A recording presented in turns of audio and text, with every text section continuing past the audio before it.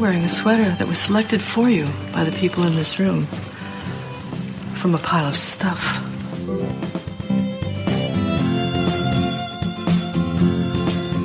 Give me a full ballerina skirt and a hint of saloon, and I'm on board. I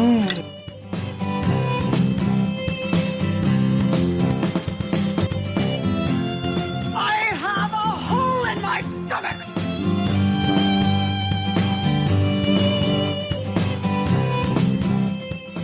I can't go back. Welcome to the She Became Visible podcast. I'm your host, Renee Steelman. This podcast is my story. It's your story. It's our story. It's all the stories of all the women who one day knew that it was time to remember who they were, who they are, and stand up and be seen.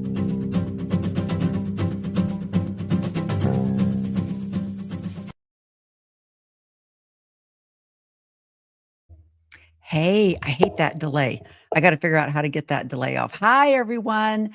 Thanks for joining me. In the background, you can see Megan Connor. She is also doing a live. Actually, I might end up having to turn that off because it's a little bit distracting because she's probably going to have on this. There you go. And we don't want to have two TV shows going on at the same time. Hey, thanks for joining me tonight. We are going to be watching the Dateline. Let me turn that back on again. The Dateline special at 8 p.m. I'm on Mountain Time. I don't know what time you're on. If you are on Pacific Time, you got another hour. I don't know how that's going to work. And Central Time, you're an hour ahead, so you're all done. So comment if you've got a preview of coming attractions. Get on board and comment. Let us know what we're going to watch. I think I got a friend that's going to be joining me here pretty soon if my email went through. Having a little trouble with my email on my computer for some reason. I've flipped on it I don't know how many times, telling it to bring all my emails online, and it's only bringing one of my emails online. The other ones I can't get on. I've done it 3 or 4 times. I can't get it to work.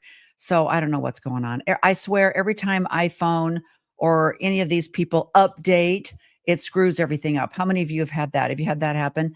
The last time I updated and it messed up all my photos, did you guys have that?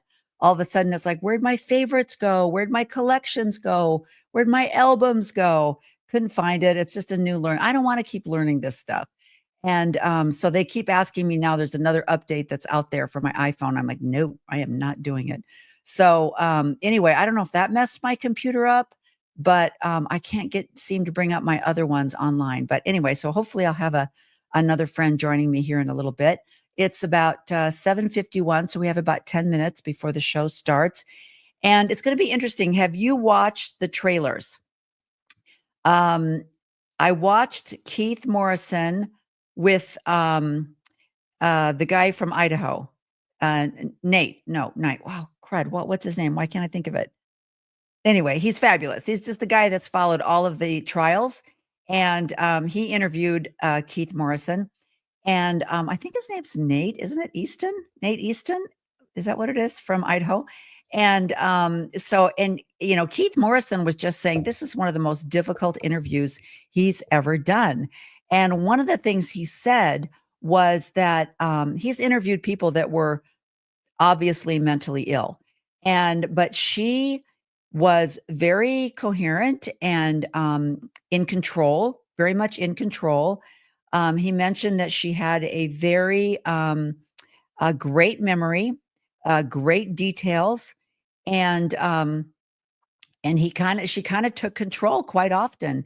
And so in a couple of the trailers that I've seen, she has that irritating thing that, and okay, now this is not political, all right? I'm just talking about a communication process.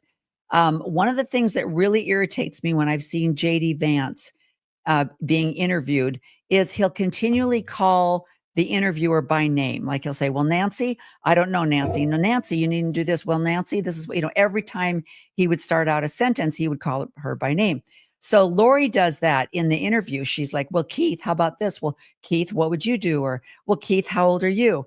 And so I'm very, I can't wait for it to get started. I think it's only an hour. I mean, I think Dateline only goes for an hour. Does it go longer than that? Do you guys know? I'm not sure. So that's going to be interesting. But I loved my interview that I did with Megan, and she talked about, or maybe it was someone else. They were just talking about how normally jails don't allow cameras. I think Nate mentioned this, Nate Easton, and how he tried to get an interview with Lori in Idaho, and the courts were like, "No, we don't allow cameras in our jails and our prisons." And so he kind of kept in contact with her. But it wasn't until after sentencing. First of all, in Idaho, they would not let him interview her until after sentencing. And here in Arizona, she hasn't even gone to trial yet, and they're letting it happen. So that's kind of interesting. I don't, and Keith is going to have Nate on his show today. He's going to be one of the people that's on the show. So that will be interesting to find out too. And I don't know anything about Arizona law, but I'm wondering, since she's already been convicted of 3 or 4 lifetime sentences in Idaho, when this is all done, I don't know whether she'll stay in Arizona or go back to Idaho. I know in Idaho, the death sentence was taken off the table. That was part of the negotiation. But in Arizona, it is on the table. So I'm sure that after the trial, whatever the sentencing is, if she gets a death sentence, I would think she would stay in Arizona, but I don't know for sure if that's what it's going to be. So interesting. It'll be very interesting. And I think I don't know how they're gonna work it. I know in Idaho, there were places for the regular citizens to come in and watch the trial, and people were getting there, 2 days in advance and camping out overnight so they would get a seat in the courtroom. And, here I am in Arizona. I live in Maricopa County, and so I think I might try to get a seat, and if they're gonna let normal old citizens come in and watch, I'm gonna try and go there. So, hey, Lauren Matthias, if you need a place to stay when you come in, I got extra bedrooms down here. So, yeah. And, Beth of True Crime, Mormon True Crime, Beth's probably going to be following it. And, if you, well, she's in Mesa as well. So I don't think that'll be a problem. But yeah, it's going to be really fascinating. I'm sure Nate will be here covering it. And, it's just amazing how the justice system works. And when I did my interview with Megan, I love how she really emphasized the fact that the court has a system and they work by law, and you can only do so much, right? So you have to just take and go with the flow with who do they have the most evidence on. And you can't go with speculation, you can't go on hearsay. You have to have really true evidence. And so there's a lot of things that I know people try to armchair quarterback, right? Why didn't you do this? Why didn't, because Megan and I were talking, and it's like, Melanie Gibb, people have said, why hasn't she been arrested? She knows more than she's saying.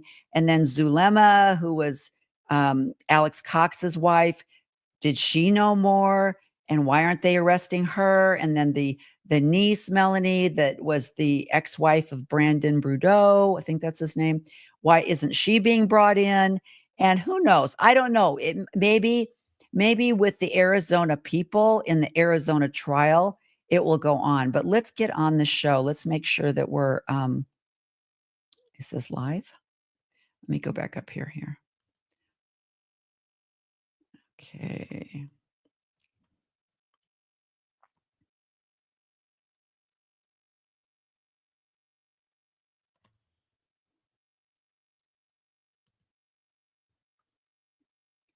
Okay, let's see if it's going to just go live. Let's outside your home. Sorry, you can't watch until you return to the Phoenix area where I am in my home area. I am in my home area. Okay, let's see if we can get this going again.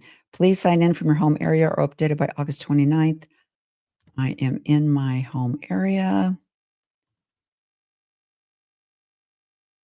Allow us to access your location so we can center. All right, please do that. And let's see if I'm verified. Please sign in. We've updated your home area. Okay.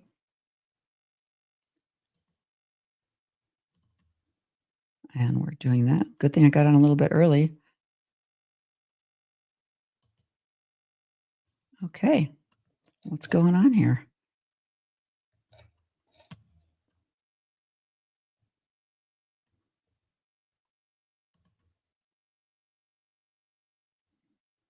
Okay. It's the joy of, I'm going to go back to Roku.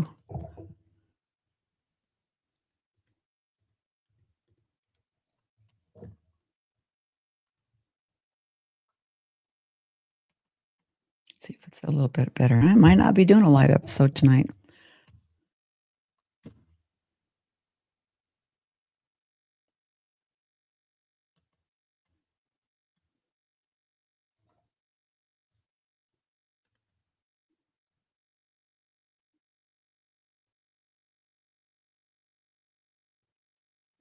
Oh, man.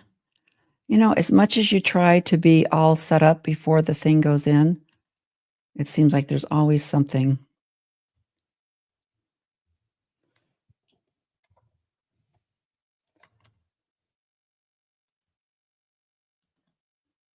Okay.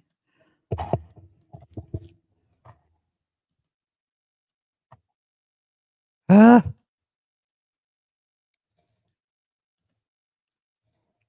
550-807. 550-807. Ah. 0807.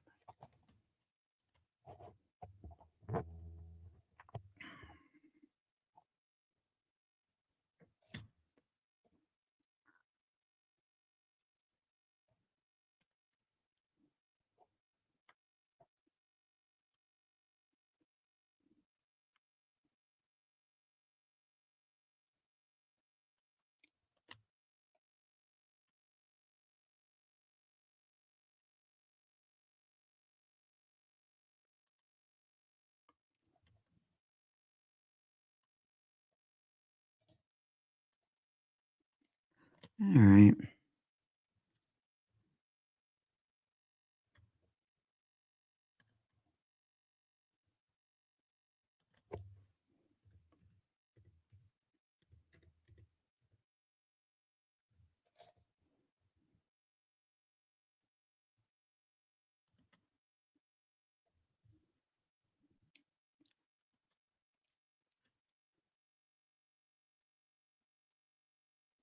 Oh, no. Come on. It's only going to give me old ones. It's not going to give me the new ones.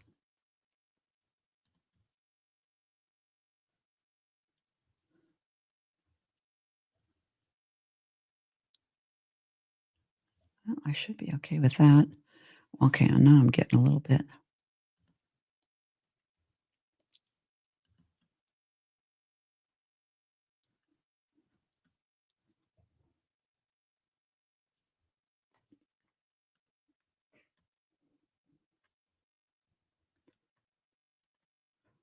Okay.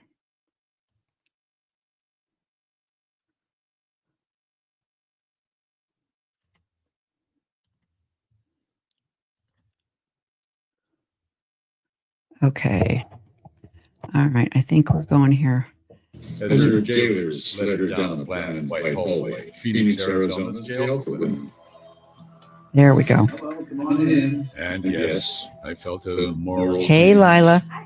This Okay, so we just started watching. I finally got it on. So here we go. I'm going to make it a little bit bigger. But perhaps half a decade after the events that put her here, she would finally tell us why. Yeah, it's probably coming out of Why my. her children are dead. And her ex-husband and her lover's wife. Why all that death and mayhem? Yeah, it's coming out of my computer. But Lori Daybell, as I was about to discover. Okay, so it's coming had out of her my own computer. So you're unique probably way of hearing dealing me and the with nosy computer. interrogators. Let me You're the most mute my mic. hated mom in America. I heard that. And we all know what the media does. And they exaggerate everything and they make stuff up and they twist things around. So I don't know how it became what it is today. It's amazing to me. And I don't really know. And I'm not exposed to what's going on out there. Are you misunderstood? absolutely. But yeah, Misunderstood how? I mean, how did in they get every you way. wrong? I mean, how do you know a person if you never talk to them in 5 years? How do you know anything about them? How do you know anything about their life? About how it really is? You remember the case, right? Who can forget it? Hey, Chad and Lori, it's Dateline. How are you? Just heading out today? Oh, no comment. We began our coverage just over 5 years ago on the island of Kauai, where in January 2020, we found Lori and her fifth husband, Chad Daybell, just the two of them, seemingly on holiday, without a care in the world. Where are your kids? Except, There's a lot of people who are worried about your kids. yes, except Are you guys worried about them? that this was just months after Lori's children, 16-year-old Tylee and 7-year-old JJ, had simply vanished JJ, from their home in Idaho, say hi. vanished from the face of the earth. Happy family. And by then, police had learned about other suspicious deaths in Chad and Lori's inner circle. What happened to Tammy, Chad? Chad's wife, Tammy, found dead one autumn morning in Idaho, just a couple of weeks before Chad married Lori. Also recently dead, Lori's fourth husband, Charles Vallow.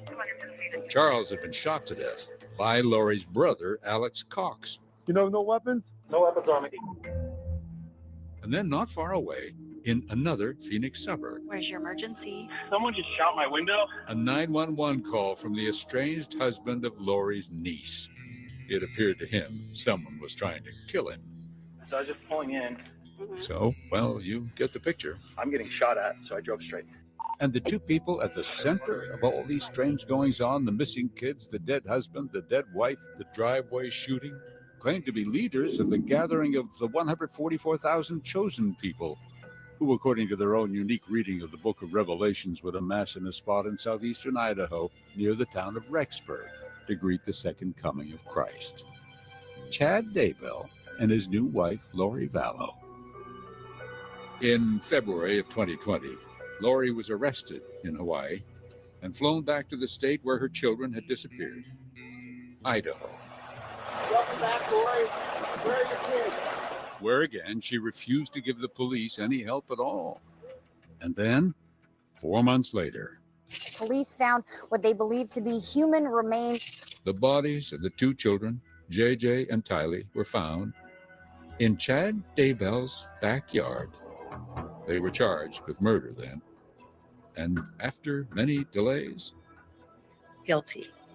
the jury sentenced Chad Daybell to death. And Lori, Guilty. multiple convictions Guilty.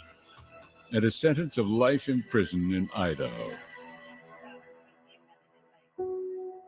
We met Lori Vallow 6 weeks ago at the Estrella unit of the Maricopa County Jail in Phoenix, where she is soon due to go on trial again, twice, charged with conspiracy in the attempted murder of her niece's husband Alrighty then. and the murder of her own fourth husband, Charles. Got all that? I'm in trial coming up, as you know. Do you know that, Keith? Oh, I Are know you keeping that. track? Oh, I'm keeping track. So combative is how she was going to be. Practicing, perhaps. She is representing herself in court now. And she made the decision to meet me for an on-camera interview because she had been telling us she wanted to tell the truth. It's not fun when so many things are not true. Well, we'll get to that, won't we? Oh, yes. We'll get to lots of things. To Jesus in a jail cell. He has a great sense of humor and he's super, super funny. To tall tales you know just can't be true. You're asking me personally, the only person on the earth who really knows, and you're shaking your head no, like that didn't happen. To the bizarre claim Lori laid on the son who lived to tell the story. Did you believe any of that stuff? To the investigators who speak out for the first time and reveal how they cornered Lori and found those missing children. Worry no more. To a story that got weird the moment Chad laid eyes on Lori. I've loved him for eternities. Eternities.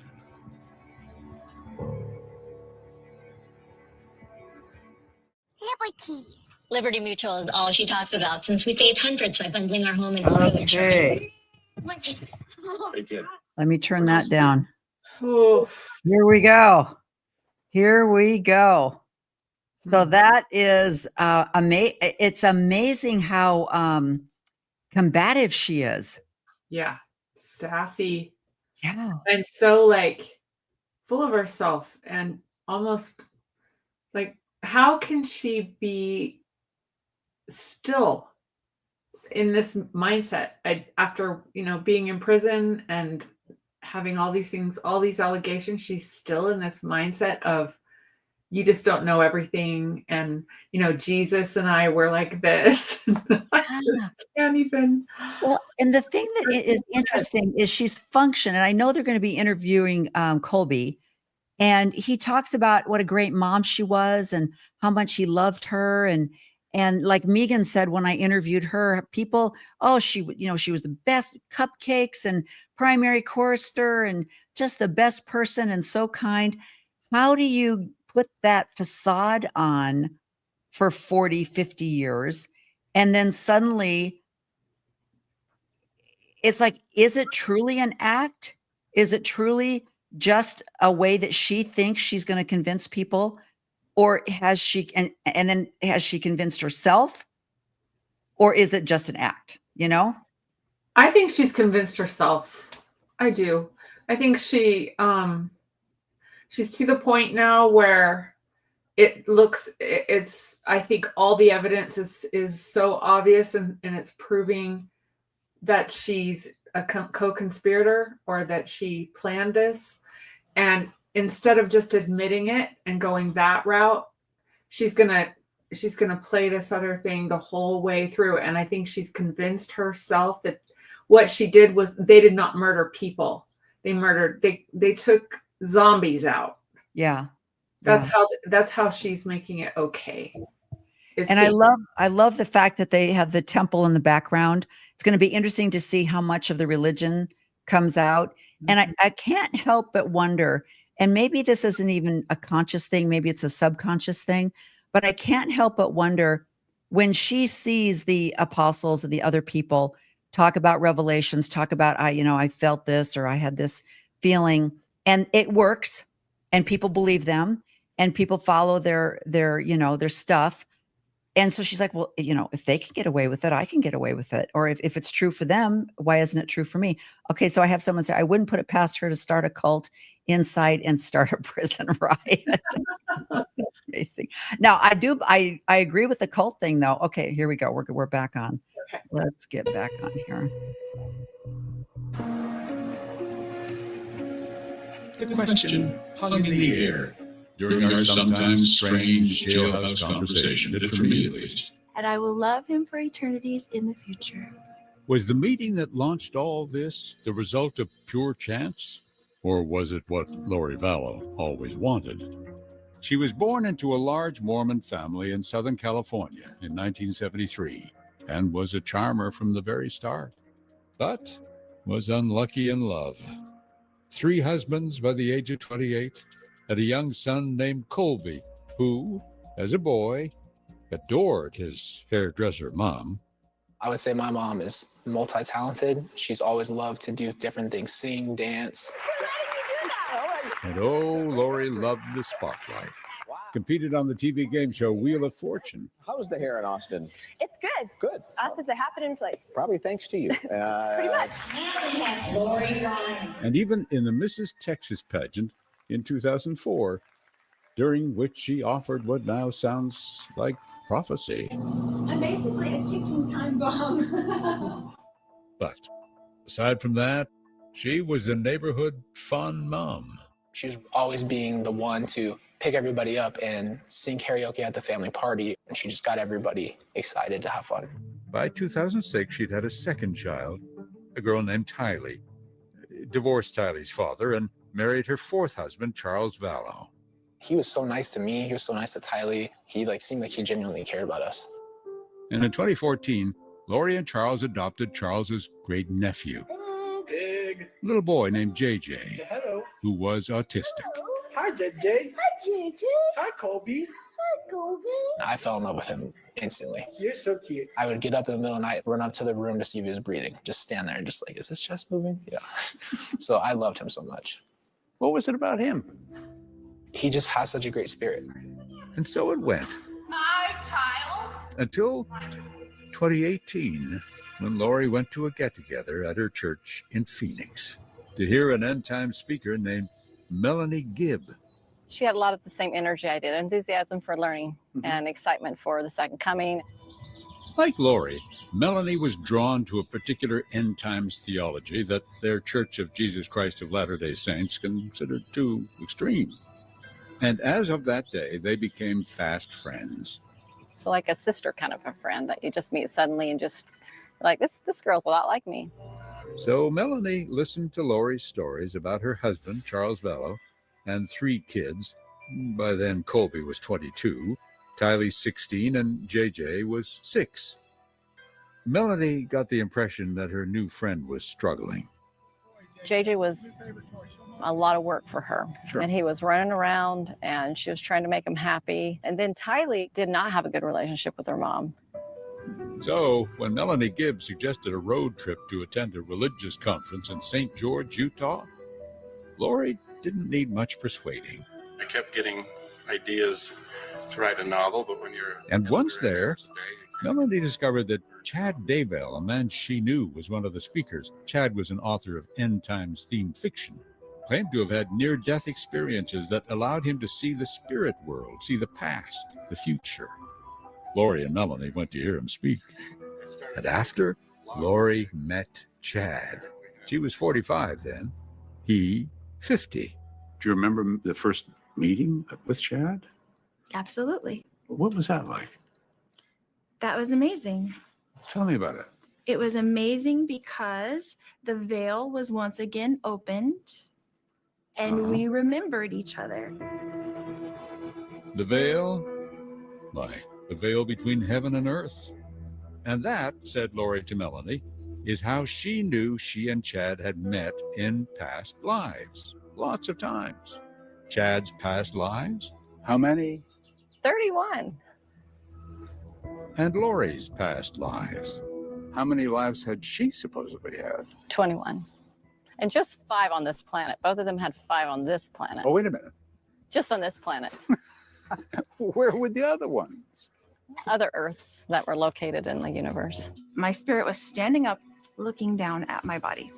But now, And years after that meeting and all the trouble that followed it, sitting here talking to me in jail, maybe Lori would finally recognize a more normal reality. I mean, it's unlike anything earthly once you're out of your body. I was like, this is No. I recognized him spiritually. He recognized me spiritually, that we had known each other for eternities. Chad, hi. Hello. Soon, Chad appeared on a podcast with Lori and Melanie. Glad to be on the podcast with you. And then, just 3 weeks after he met Lori, Chad traveled from his home in Idaho to Arizona for a religious meeting at Lori's house. Well, Lori's husband, Charles, was out of town. Did you see evidence that she and Chad were falling in love? Oh, yeah. I asked her, like, why don't you get a divorce? And she said, well, Chad and I are not allowed to. Lori's reason? She and Chad, she told Melanie, were exalted, godlike, no divorce for deities. So I can see your enthusiasm. Something we asked Lori about, or tried to. So when Chad came along and said you're a goddess and you've lived for, since the beginning of time, and Who so is said he. that Chad said that? Are you saying that Chad said that? No, I'm. Did you hear Chad say that to me? You've heard a lot of stuff, Keith, and But I'm here what- to say you've heard a lot of stuff, What- but what I tell you will be the truth. Well, will it be? Was it ever? With Chad in the picture, said Melanie Gibb, Lori began saying some strange and disturbing things about husband Charles. Chad calls and says, I just want to let you know that Charles, something happened to him. His spirit is no longer on this earth. It is in the spirit world.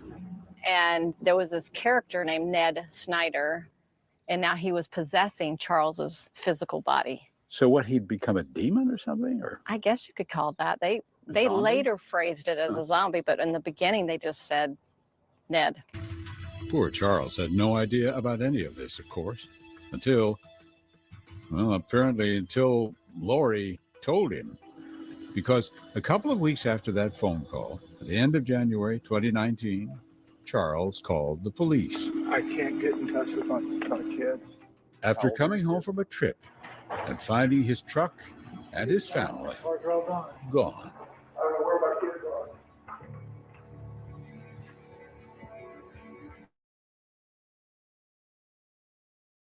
Gosh, Lila. I mean, there's so much there. There's so much there. Right. I mean, they messed up doctrine in her brain. Yeah.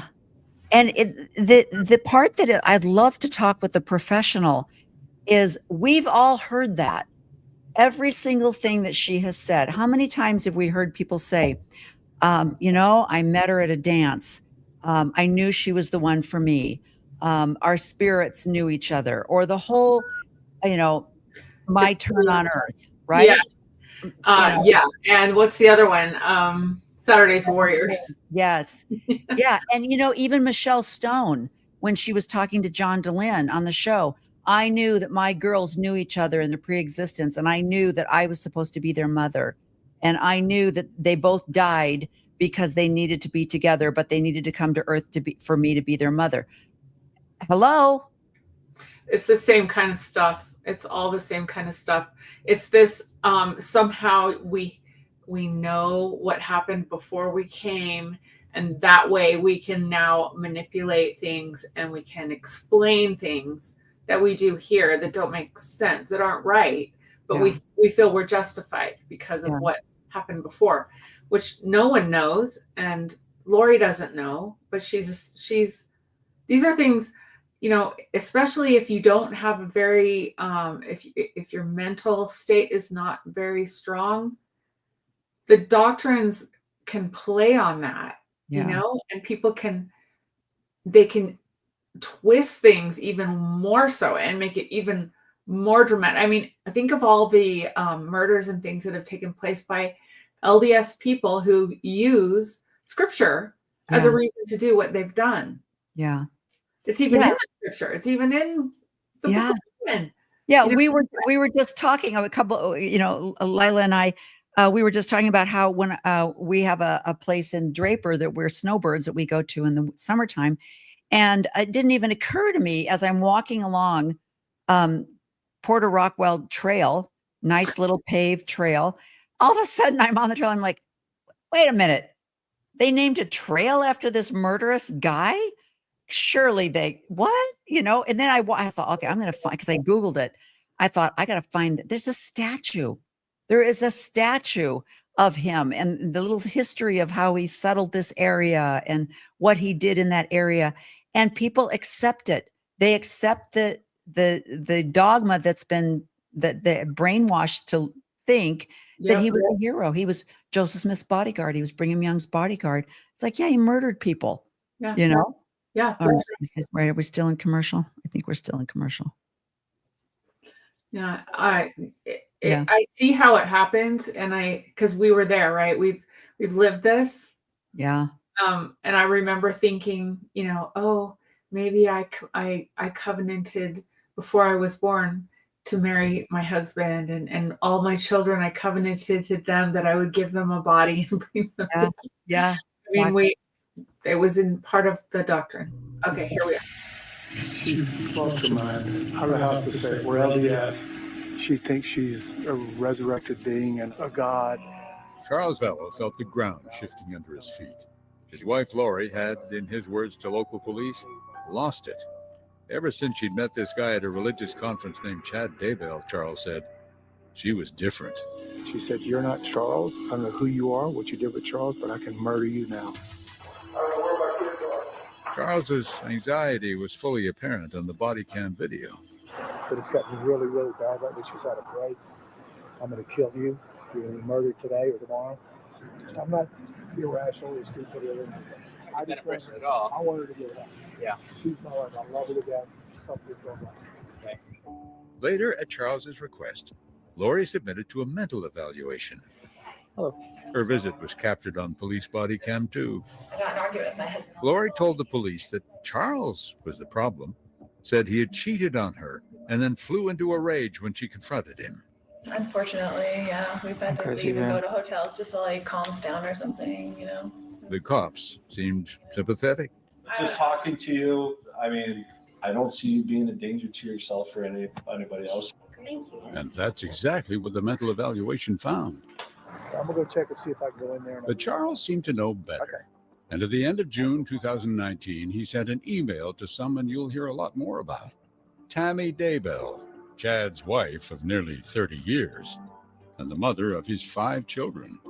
It read in part, "Tammy, my name is Charles Vallow. I have some vital and disturbing information regarding your husband and my wife, Lori."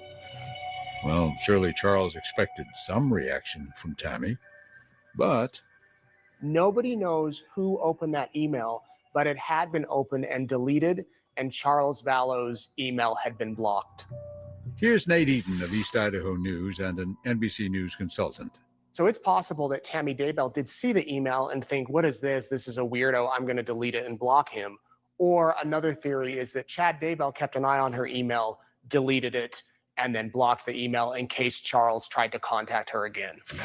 Long story. And so Charles received no answer. He was alone and frightened, perhaps, when he told those officers she was calling him a demon with a strange name. Says, I'm Nick Snyder. I've taken over Charles's body. It wasn't Nick, of course, but Ned Schneider. You're going to be murdered today or tomorrow. But what did it mean? What were Chad and Lori up to? And was that why we asked her, and here's what happened. Are you saying he became Ned Schneider?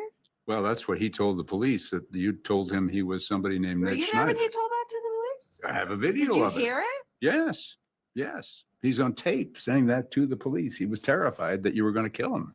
Really, Keith? Is that where you're going to go with this? Well, that's what we're here to talk about. No, Lori wouldn't talk about Charles as Ned Schneider. But of course, she knew we had her text messages to her brother, Alex Cox, referencing Lori's belief that she could not move through portals to the spirit world while Charles was alive. Apparently, it is tied to Ned being gone, hopefully today or tomorrow. Alex responded, "Have fun and get rid of Ned already." And that, said the police, seemed to be exactly what happened.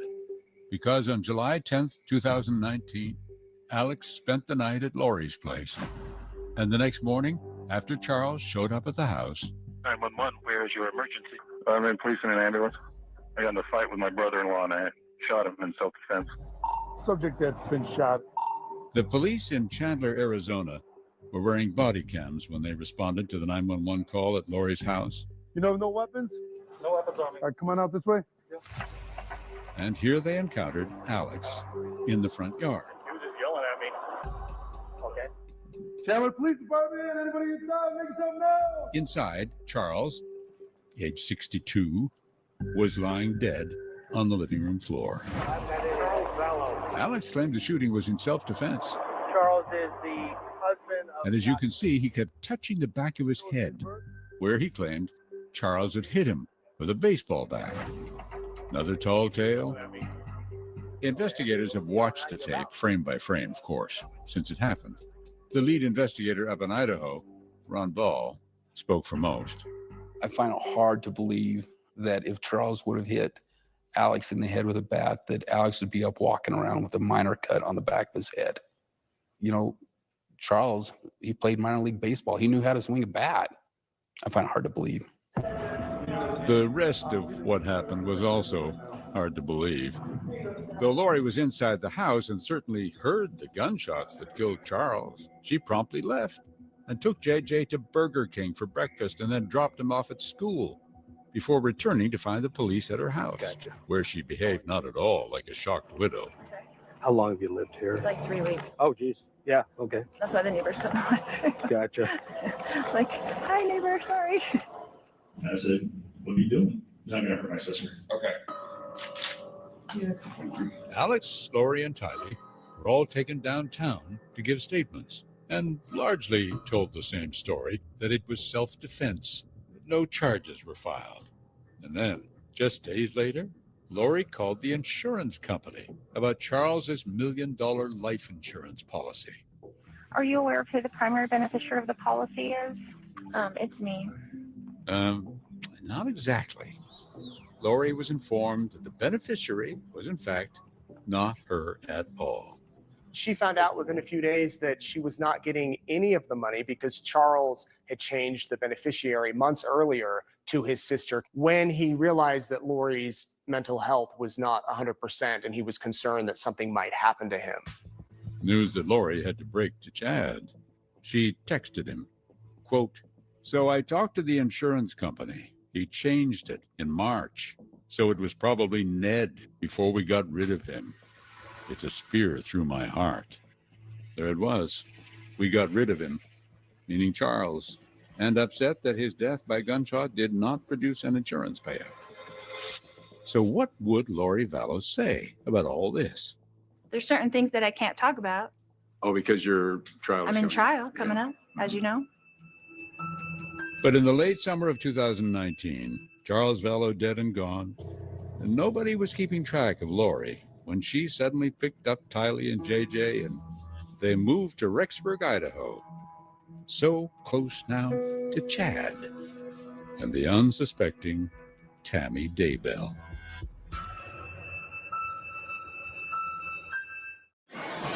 Oh my gosh. That is just amazing. You know, even though it's been a couple of years since all this, and you know, this is all rehash of everything that was on there, it's still to see Tylee and JJ and Charles, especially Charles, just because he went for help, he tried to get help. And because he was a fit, good-looking man, they just didn't think he was in danger. It's like, how could you be afraid of that little wife of yours? You're a big guy. I'm sure you can handle this. Yeah. The prejudice, I know we talk a lot about, you know, misogyny and things like that, but there are other cases of this assumption that the police have of you're fine. But why would, you know, why are you, you're a big guy. You can take care of yourself. Yeah, you know, and then they took her in and questioned her, and she just schmoozed them. She just used her charm and just, you know, made everything okay. Yeah. So they just thought that he was maybe I don't know, just making things up, and then the next thing you know, he's dead. Yeah. You know? Oh, it's so tragic. And then she said right there, we got rid of him. We got rid of Ned. Yeah.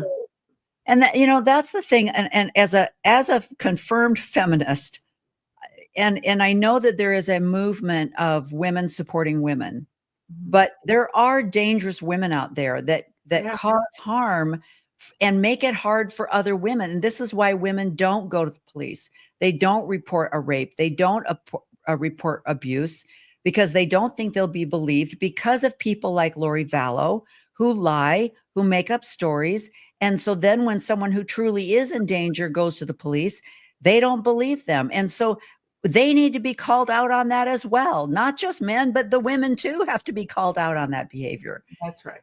You know? And so, I mean, we've both had people in our congregations in our experience that have claimed abuse or claimed this and, you know, nothing happened and the bishops believed him. And then the next woman comes in and says, my husband is bipolar and he's abusing me. And they're like, you know, are you a good wife? Are you really being a good wife?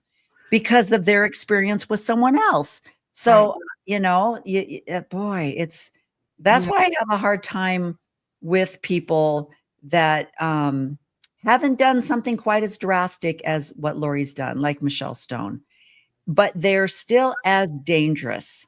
And it's not benign. It's not just, oh, well, that's what she believes, because who knows at this, it's early. Who knows what could happen in the future, because she's saying the exact same thing. Yeah. God came to me. Mm-hmm. It's the same kind of stuff, and how she will figure out a way to spiritually make everything okay. Yeah. You know, even if in this case, taking lives, multiple lives, she has herself convinced that she did nothing wrong. Yeah, exactly. Yeah. It's crazy. It's crazy how this can happen. I'm noticing that my hair looks too much like hers. I'm like, I gotta change my hairstyle. Okay. I'm going brown starting tomorrow. Yeah. What's she saying now? I can't hear it. Did you turn it on, Renee? Friend of mine. Uh-huh. He loves everybody. I'm just his favorite. You're his favorite. No, I'm just teasing. It was a joke. Can I joke with you, Keith? Can we joke? Yes, of course you That's can. my bumper sticker. I said, if I ever had a bumper sticker, it would say, Jesus loves you, but I'm his favorite. We were well down the rabbit hole now as she dodged combatively from one distracting diversion to another. Loves to laugh. Almost like a character in Alice in Wonderland. I am a talker, so. Was this the real Lori? Or is she playing a character? A lot, okay? And playing me too, or trying to. Okay. By early September 2019, 2 months after the shooting death of Charles Vallow in Phoenix, one thing was obvious. The characters in this drama were settling into their roles. Chad Daybell was the prophet, the leader of the group, the man one investigator described as an unattractive, unsuccessful author, transformed into the keeper of the gates of heaven, foretelling the imminent end of the world, and dictating with the wave of his hand the worthy and the damned. And Lori Vallow? Well, she played a sort of nymph, a divine partner for all time, a heavenly honeypot, if you will. Former FBI Supervisory Special Agent Doug Hart worked the case from the start and knows as much about Chad and Lori as just about anyone. There's a kind of a mutual manipulation that these two had going, right? Unquestionably, yes. It is absolutely a two-way street. Lori used sex to manipulate Chad, and Chad used his visionary status to manipulate Lori. But moths and flames can't forever exist 900 miles apart. So, 7 weeks after Charles's death, Lori packed up her kids, JJ and Tylee, and moved them to Rexburg, Idaho, or as she called it, Zion, to an apartment about 10 minutes from the rural property where Chad happened to live with his wife, Tammy. Oh, and we should add there was another migrant to Zion, Lori's brother, Alex Cox. His character has been described as Lori's angel of death. He was one who was willing to do anything for his sister and ultimately anything for Chad. Such a supposedly funny, mild-mannered man, according to people who had met him in other contexts, and yet there he was. Yes, but clearly also an absolutely cold-blooded killer. Here in our jailhouse chat, we did get one confirmation at least, the obvious one, that yes, they had moved to Idaho because Chad was there, and well, that was where the righteous would gather before the end times.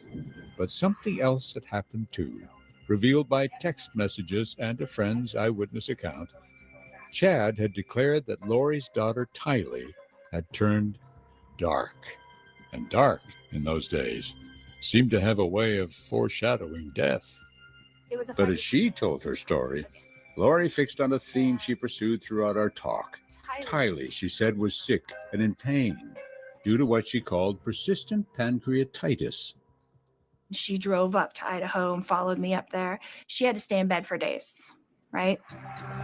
But just a week after they arrived, on Tuesday, September 8th, the family, Lori, Tylee, JJ, and Alex, went to Yellowstone National Park, about a 90-minute drive from Rexburg. We were going to go see Old Faithful, and she wanted to go. So she got up out of bed. JJ was running around, and she was smiling, and you have seen the pictures, right? These are the last images ever taken of Tylee. As for little JJ, less than a week later, on September 14th, Lori and JJ went on an outing to a wildlife park called Bear World. And a few days after that, Lori's friend Melanie Gibb went to Idaho, where Lori had some shocking news. JJ had just become a zombie. The reason why I believe he became a zombie is that he was going to stop Chad and Lori from going forward. They didn't want anybody to stop them from being together, basically, and I think he was in the way. September 22nd, the very last photo of JJ, ready for bed in his red pajamas. That night, according to Lori's visitors, JJ was acting up. Melanie Gibbs' husband, David Warwick, saw Alex take JJ outside. A couple hours later, Alex brings back JJ. He walked in, he had JJ on, he was asleep on him, and he carried him up to bed. By morning, JJ was gone and never seen again. And just 1 week later, There is some crazy stuff that happened. I would hope that has nothing to do with this. it wasn't over yet.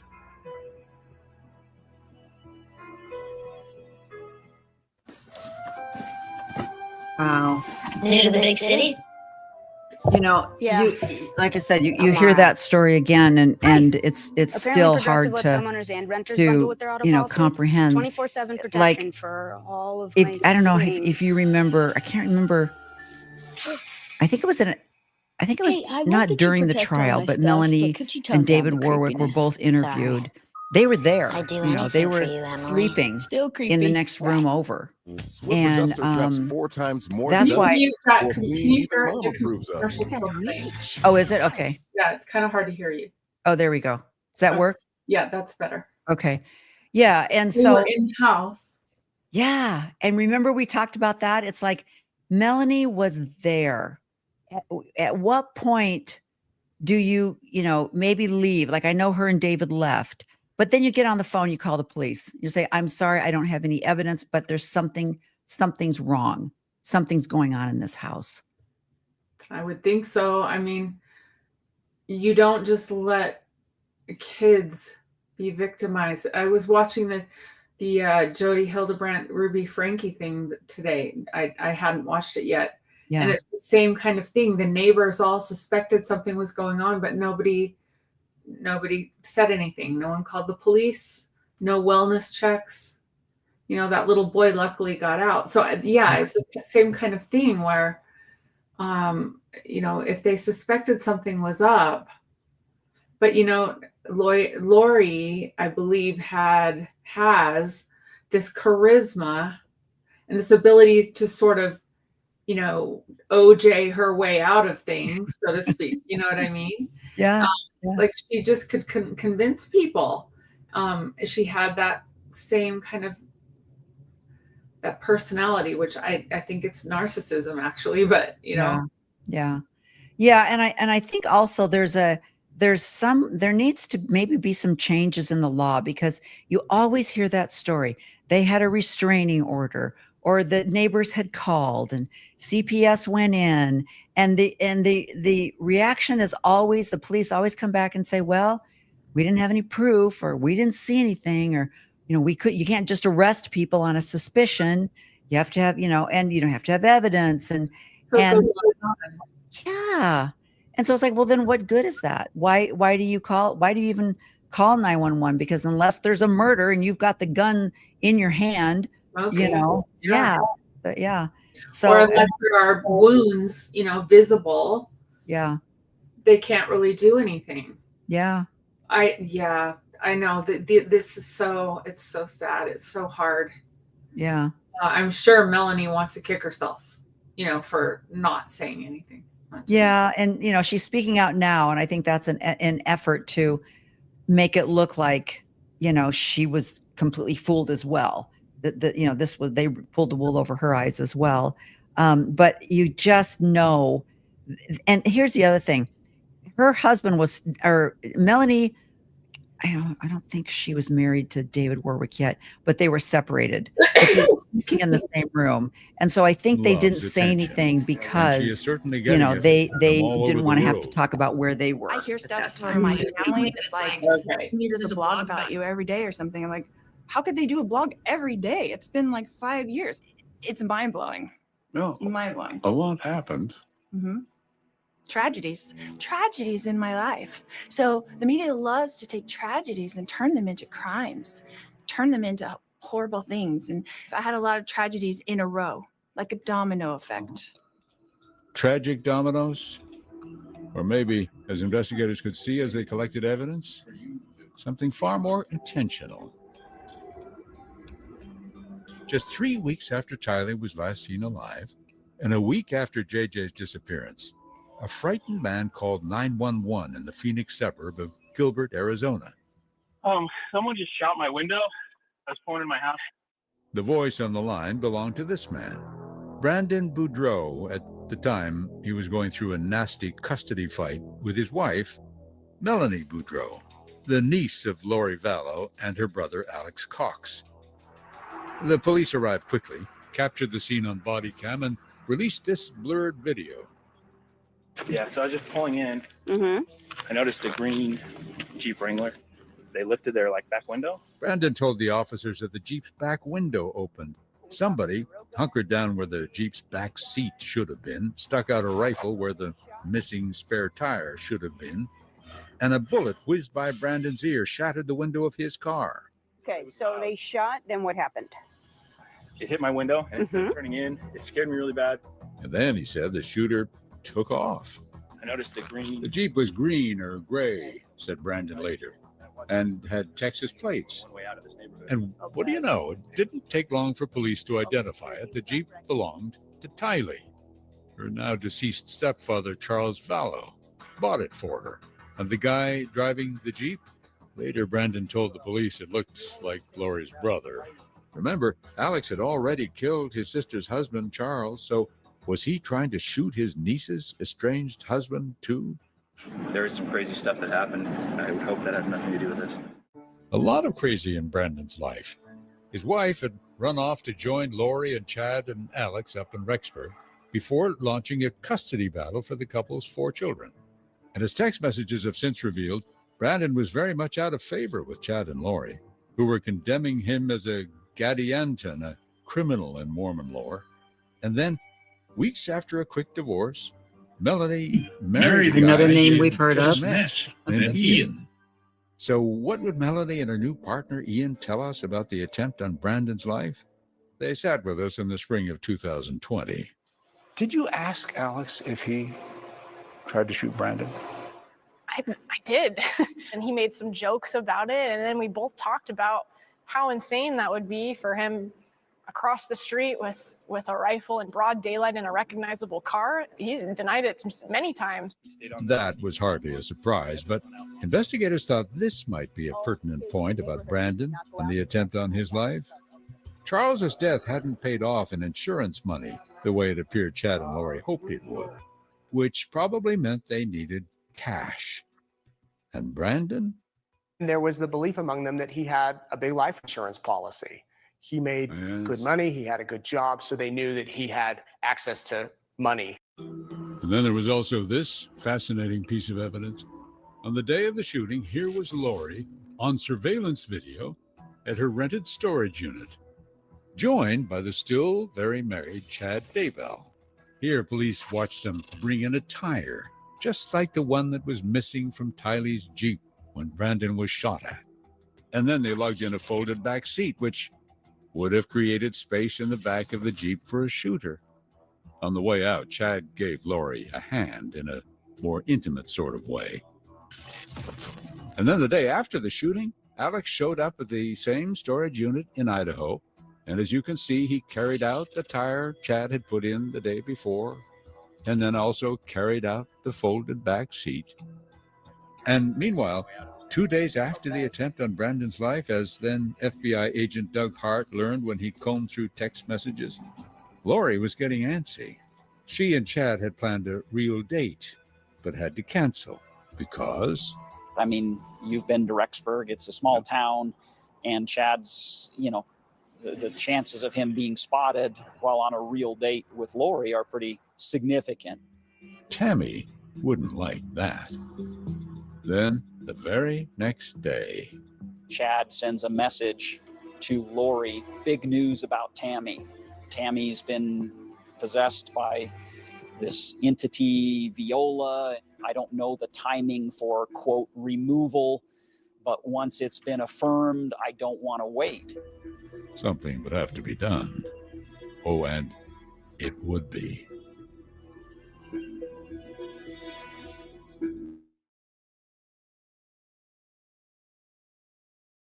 These commercials.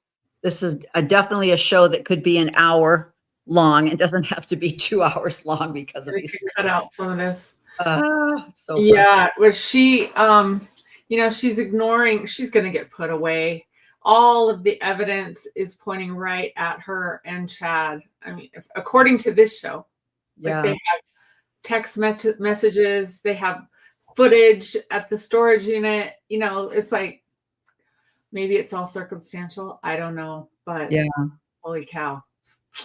I think what's going to be interesting is to see if they do wait to get this over and then maybe go against, I don't know, against Melanie. She got married very quickly to this Aaron guy that she's married to now. Yeah. And he even, when he found out about it, if I remember correctly, he was even like, I think I may have gotten married too soon. I don't think I knew her well. Do you remember that? I didn't remember that. Yeah, there was something about that. And ooh, this looks like a hornet's nest I just got into. Yeah. Yeah. And they met on a dating site, if I remember right, like an LDS dating site. And they literally were married within a week of meeting or something, like very short time, week, 2 weeks, something like that. And, 4 kids. I think Brandon had the kids. And there's also, I don't know whether Keith's going to show up, but there's a scene where she goes to Brandon's house and says, I want to see my kids. And there was like a restraining order or something like that. And she got in trouble for that. So even then she was pushing the law just like Lori. And Lori was, her aunt that took her mother's spot because her mother had died of diabetes.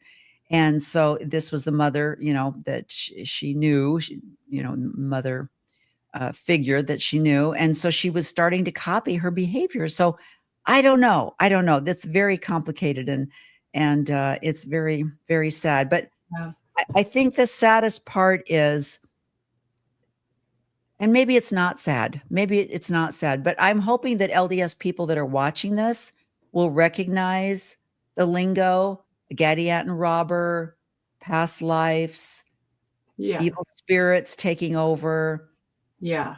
If nothing else, it would hopefully make them go, I didn't think about that a little bit.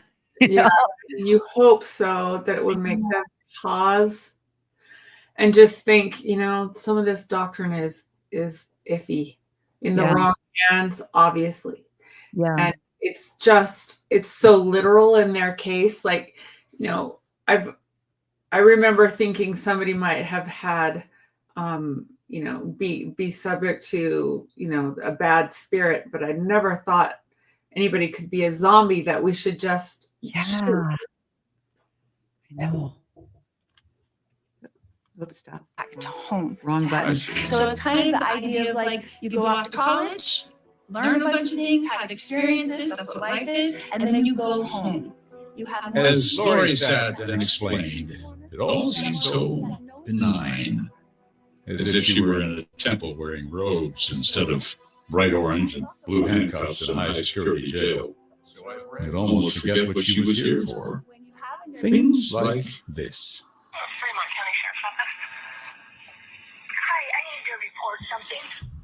On October 9th, 2019, 1 week after police suspected Lori's brother Alex Cox tried to kill her nephew in suburban Phoenix. Someone just shot my window. And 3 months after Alex did kill Lori's husband, Charles. I got in a fight with my brother-in-law and I shot him in self-defense. A 911 call came into an Idaho sheriff's office. Okay, what is your name? My name is Tammy Daybell. Tammy Daybell, calling on a cold autumn night to report that when she returned late that evening from a church event, a man with a gun confronted her outside the home she shared with Chad Daybell. What was he wearing? He was all dressed in black and he had a ski mask on. I pulled up into our driveway and I didn't step out of the back seat of my car and suddenly he was there and he had a paintball gun and he was and like he was going to shoot at me. So I yelled for my husband and then he took off running around the back of my house. Who was that masked man? The FBI ran a cell phone geolocation search, which revealed that Alex was near, and then his phone was shut off just at the time of the attempted shooting. He was, had a rifle and was shooting at me, so. But nothing came out of the gun either. It was months later when Detective Ball sifted through Alex's digital trail and concluded that what Tammy Daybell thought was a paintball gun was not that at all. That paintball gun incident, what was that really in your mind? I think that was attempted assassination of Tammy that was planned out by Lori, Chad, and Alex.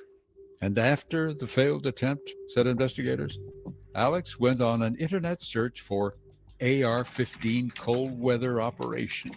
So was it the cold weather that saved Tammy Daybell that time? Maybe. Added to this, Tammy didn't park in her usual spot.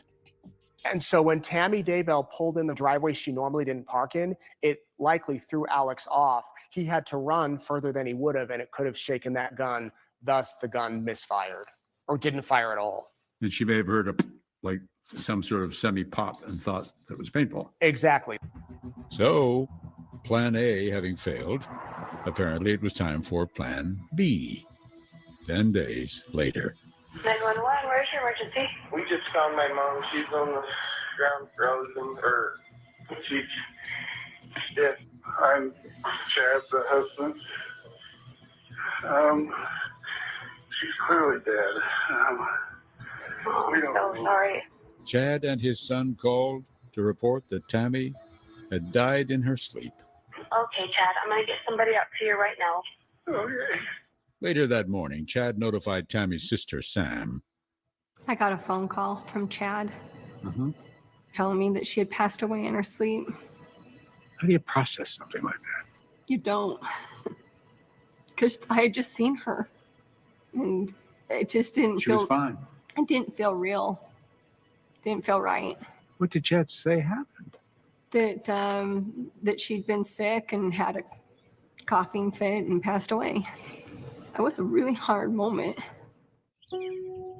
Tammy was buried without delay in her hometown in Utah. There was no autopsy. Chad's choice, the sheriff said, because back then it just didn't seem suspicious.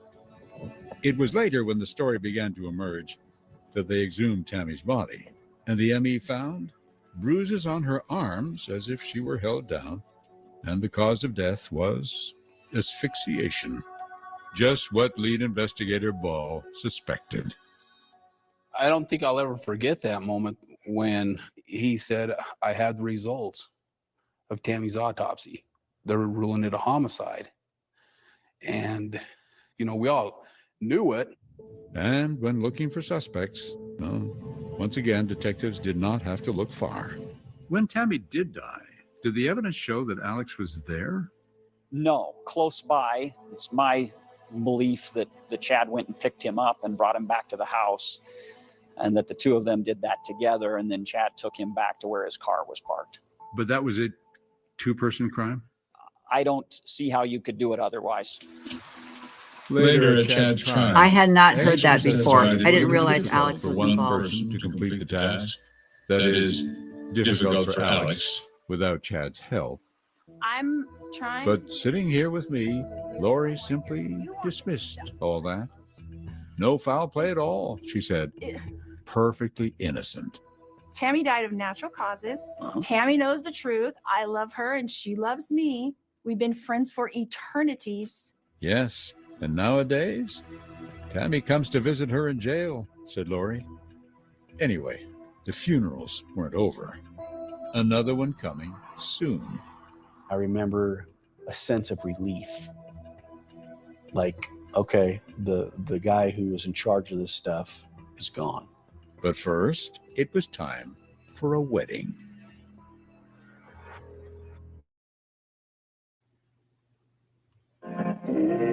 Okay. All right.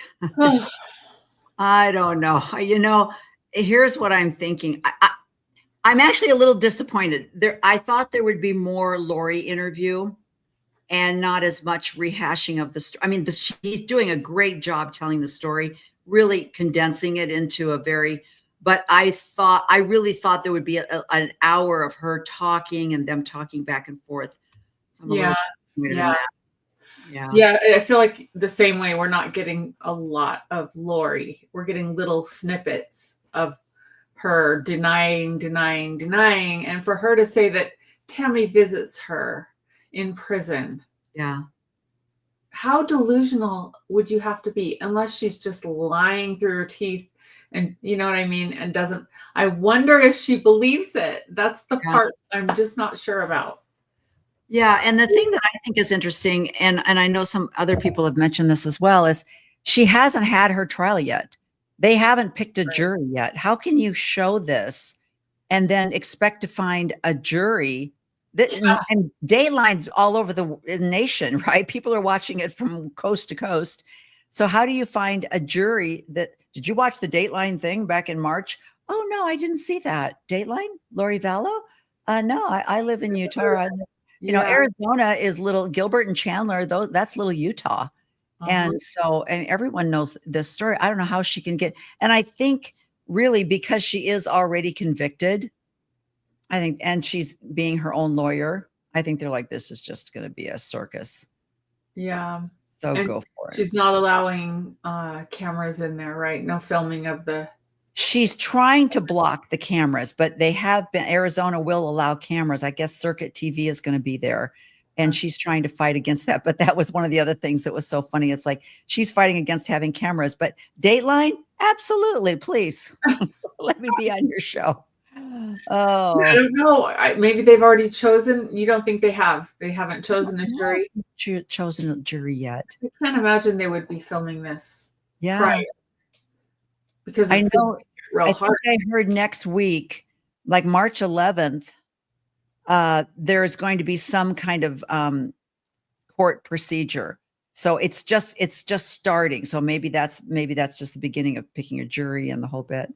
So, well, Lila, I don't know about you. I'm going to let you go. I'm just going to watch the rest of this on TV because like I said, I'm a little disappointed. I thought there'd be more Lori and not so much of the recap. Yeah. But I think he's doing a great job. And if people weren't aware of the story, he's really condensing it well. There's a lot of people who don't know the story. I run into people all the time who have no idea what I'm talking about when I reference know. it. Yeah. So, yeah. Maybe it's just our little group is aware, you know, Utahns and Arizonans probably. Yeah, exactly. Yeah. People that are really entrenched in the religion, I think, are probably more aware of it, and people outside. But I mean, there's a lot of things going on. When I went to the Restore conference, you know, there were a lot of things that were going on in some of the mega churches in the evangelical world that I didn't know who they were. We didn't know about. Yeah. Yeah. I wasn't following that story. So, you know, I'm glad that he is, I'm glad that he's doing this. But anyway, well, I am so glad. Thank you for joining me tonight. It was so great to have somebody Thanks with for you. having me. Yeah, and let's do a show afterwards and get the gals together and just kind of rehash this because Sounds good. It is fascinating. So, all right, good night. Talk to you later. Bye. All right, bye-bye. Okay, people, I'm going to let you go. I'm going to turn on Dateline on the TV and finish watching this. I hope this was a fun. And if you have any questions, you can email me or DM me. Because there is so many things. The Mormon church, the Mormon religion literally has its own lingo that other people don't understand. When you talk about a ward or a stake or a temple, something in the temple or covenant promises and things like that. So it can get very like, what are they talking about? What's a Gadianton robber, you know?